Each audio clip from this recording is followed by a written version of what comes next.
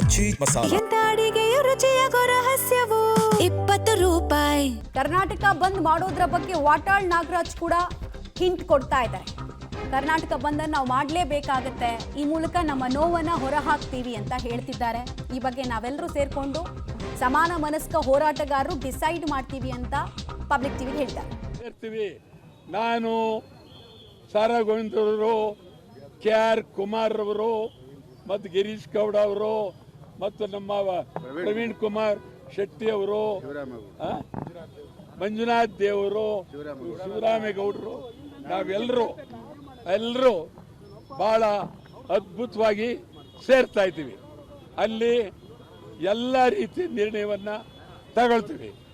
ಭಾರಿ ಹೋರಾಟ, ಭಾರಿ ಚಳುವಳಿ, ಜೈಲ್ ಚಳುವಳಿ, ಜೈಲ್ಗೆ ಹೋಗ್ತಕ್ಕಂಥದ್ದು, ಅಖಂಡ ಕರ್ನಾಟಕ ಬಂದ್ ಇಡೀ ಕರ್ನಾಟಕದ ಉದ್ದಗಲಕ್ಕೂ ಬೆಳಗಾವಿಯಿಂದ ಚಾಮರಾಜನಗರದವರೆಗೆ, ಮಂಗಳೂರಿನಿಂದ ಕೋಲಾರದವರೆಗೆ ಅಖಂಡ ಕರ್ನಾಟಕ ಬಂದ್ ಮಾಡೋದಕ್ಕೆ ತೀರ್ಮಾನ ತಗೊಳ್ತೀವಿ.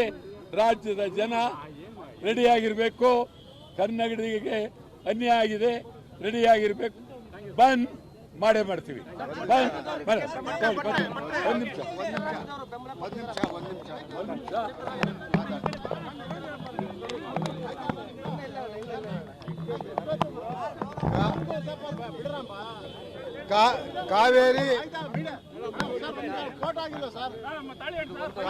ಕಾವೇರಿ ನದಿ ತೀರ್ಪು ಮಂಡಳಿ ಅವೈಜ್ಞಾನಿಕವಾದಂಥ ತೀರ್ಪನ್ನು ಕೊಟ್ಟಿದ್ದಾರೆ. ಸರಿಯಾದ ಮಾಹಿತಿಯನ್ನು ಪಡೆದುಕೊಳ್ತಾನೆ. ಈಗಾಗಲೇ 2 ತಿಂಗಳಾಗಿದೆ, ಮುಂಗಾರು ಮಳೆ ಪ್ರಾರಂಭ ಆಗಿ 2 ತಿಂಗಳಾಗಿದೆ. ಇಲ್ಲಿವರೆಗೂ ಯಾವುದೇ ಡ್ಯಾಮು ತುಂಬಿಲ್ಲ, ನೀರಿಲ್ಲ, ಮಳೆ ಇಲ್ಲ. ಈ ಸಂದರ್ಭದಲ್ಲಿ ಅವೈಜ್ಞಾನಿಕವಾದಂಥ ತೀರ್ಪನ್ನು ಕೊಟ್ಟು ಕರ್ನಾಟಕದ ಕನ್ನಡಿಗರ ಮೇಲೆ ದೌರ್ಜನ್ಯವನ್ನು ಕೇಂದ್ರ ಸರ್ಕಾರ ಮತ್ತು ಅಧಿಕಾರಿಗಳು ಮಾಡ್ತಾ ಇದ್ದಾರೆ. ಇದನ್ನು ನಾವು ಸಹಿಸಿಕೊಳ್ಳೋದಿಲ್ಲ. 1991ರಲ್ಲಿ ನಮ್ಮ ನಾಯಕರಾದಂಥ ವಾಟಾಳ್ ನಾಗರಾಜ್ ಅವರು, ನಾನು ಬಂಗಾರಪ್ಪನವ್ರನ್ನ ಕೇಳಿ ದಯವಿಟ್ಟು ನೀರು ಬಿಡಬೇಡಿ, ಸುಗ್ರೀವಾಜ್ಞೆ ಹೊರಡಿಸಿ ಅಂತ ಹೇಳಿದ್ದು. ಅವತ್ತು ಸುಗ್ರೀವಾಜ್ಞೆ ಹೊರಡಿಸಿದ್ರು. ಅದೇ ರೀತಿ ಇವತ್ತು ನೀವು ಮೇಕೆದಾಟು ಪರವಾಗಿ ಮಾನ್ಯ ಮುಖ್ಯಮಂತ್ರಿಗಳು ಪಾದಯಾತ್ರೆ ಮಾಡಿದ್ರಿ. ಇವತ್ತು ನಿಮಗೆ ಬದ್ಧತೆ ಇದೆ.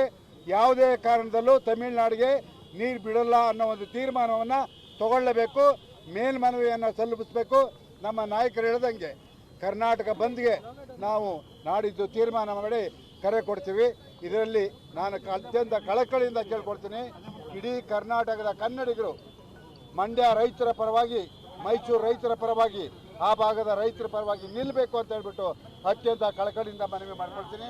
ನಮ್ಮ ನಾಯಕರು ಹೇಳಿದ್ರು ಮಹದಾಯಿ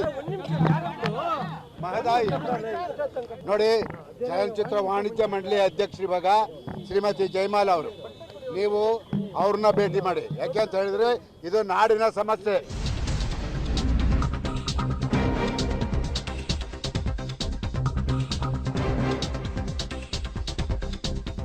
ಕರ್ನಾಟಕ ಬಂದ್ ಮಾಡಬೇಕಾ, ಮಾಡಿದ್ರೆ ಯಾವಾಗ ಮಾಡಬೇಕು ಅನ್ನೋದ್ರ ಬಗ್ಗೆ ನಾಡಿದ್ದು ಸಭೆಯಲ್ಲಿ ನಾವು ದಿನಾಂಕವನ್ನ ಘೋಷಣೆ ಮಾಡ್ತೀವಿ ಅಂತ ಕೂಡ ತಿಳಿಸಿದ್ರು.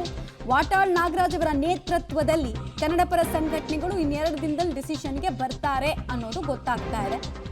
ಈ ಕಾವೇರಿ ವಿಚಾರದಲ್ಲಿ ಪ್ರತಿ ಬಾರಿ ಕರ್ನಾಟಕಕ್ಕೆ ಅನ್ಯಾಯ ಯಾಕೆ?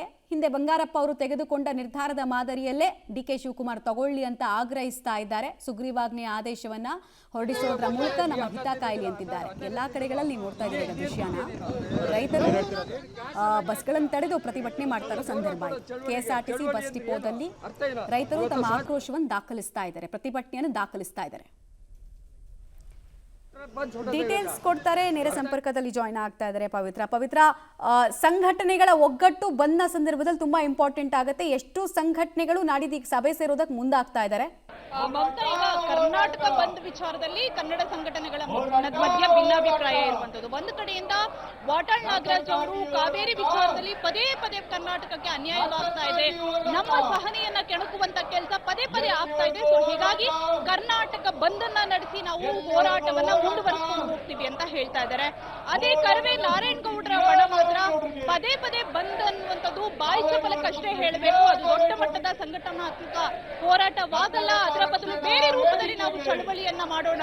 ಕರ್ನಾಟಕ ಬಂದ್ ಮಾಡಿದ್ರೆ ಅದರ ನಷ್ಟವನ್ನ ಕರ್ನಾಟಕವೇ ಅನುಭವಿಸಬೇಕು ಹೊರತು ಬೇರೆ ರಾಜ್ಯಗಳು ಅಲ್ಲ. ಸೊ ಹಾಗಾಗಿ ಈ ಕರ್ನಾಟಕ ಬಂದ್ ಬೇಡ ಅನ್ನುವಂತಹ ನಿಟ್ಟಿನಲ್ಲಿ ಕರವೇ ನಾರಾಯಣಗೌಡರ ಬಣ ಇದೆ. ಸೊ ಹಾಗಾಗಿ ಎರಡೂ ಸಂಘಟನೆಗಳ ಮಧ್ಯ ಭಿನ್ನಾಭಿಪ್ರಾಯ ಇದೆ. ಅದು ಈ ಹಿಂದೆ ಕೂಡ ನಡ್ಕೊಂಡು ಬಂದಿರುವಂತದ್ದು. ವಾಟಾಳ್ ನಾಗರಾಜ್ ಅವರು ಕರೆ ಕೊಟ್ಟಾಗ ಸಾಮಾನ್ಯವಾಗಿ ನಾರಾಯಣಗೌಡರ ಬಣ ಅದಕ್ಕೆ ಬೆಂಬಲವನ್ನ ಕೊಡೋದಿಲ್ಲ. ಹಾಗಾಗಿ ಪ್ರತ್ಯೇಕವಾಗಿ ಅವರು ಕರ್ನಾಟಕ ಬಂದನ್ನ ಮಾಡ್ಕೊಂಡು ಹೋಗುವಂತಹ ನಿಟ್ಟಿನಲ್ಲಿ ಯೋಚನೆಯನ್ನ ಮಾಡ್ತಾ ಇದ್ದಾರೆ. ಇದಕ್ಕೆ ಸಭೆಯನ್ನ ಕೂಡ ನಡೆಸ್ತಾ ಇದ್ದಾರೆ. ಮಗದೊಂದು ಕಡೆಯಲ್ಲಿ ಬೇರೆ ರೀತಿಯಲ್ಲಿ ವಿಭಿನ್ನವಾಗಿ ಚಳುವಳಿಯನ್ನ ನಡೆಸಬೇಕು ಅನ್ನುವಂತಹ ನಿಟ್ಟಿನಲ್ಲಿ ಫ್ರೀಡಂ ಪಾರ್ಕ್ ನಲ್ಲಿ ಕರವೇ ನಾರಾಯಣಗೌಡರ ಬಣ ಹೋರಾಟವನ್ನ ಮಾಡ್ತಾ ಇರುವಂತದ್ದು. ಜೊತೆಗೆ ಜನಾಂದೋಲನವಾಗಿ ಈ ಹೋರಾಟವನ್ನ ನಾವು ಮಾರ್ಪಾಡು ಮಾಡಬೇಕು, ಬೆಂಗಳೂರಿಗರು ಪ್ರಮುಖವಾಗಿ ಬೀದಿಗೆ ಬರಬೇಕು. ಯಾಕಂದ್ರೆ ಕುಡಿಯುವ ನೀರಿಗೆ ಅವಲಂಬಿತವಾಗಿರುವಂತಹ ಬೆಂಗಳೂರು ಈ ನೀರು ಸಿಗದೇ ಇದ್ರೆ ತಮಿಳುನಾಡಿಗೆ ನೀರನ್ನ ಹರಿಸಿದ್ರೆ ಬೆಂಗಳೂರಿಗೆ ನಷ್ಟ. ಹಾಗಾಗಿ ದೊಡ್ಡ ಮಟ್ಟದಲ್ಲಿ ಜನಾಂದೋಲನವಾಗಿ ಈ ಹೋರಾಟವನ್ನ ರೂಪು ಮಾಡ್ತೀವಿ ಅಂತ ಕರವೇ ನಾರಾಯಣಗೌಡರ ಬಣದ ವಾದ. ಮಮತಾ. ರೈಟ್, ಧನ್ಯವಾದ ತಮ್ಮ ಮಾಹಿತಿಗಾಗಿ. ಸದ್ಯಕ್ಕೆ ಪ್ರತಿಭಟನೆಯ ರೂಪುರೇಷೆ ಬಗ್ಗೆ ಡಿಸಿಷನ್ ತೆಗೆದುಕೊಳ್ಳಲಾಗುತ್ತೆ.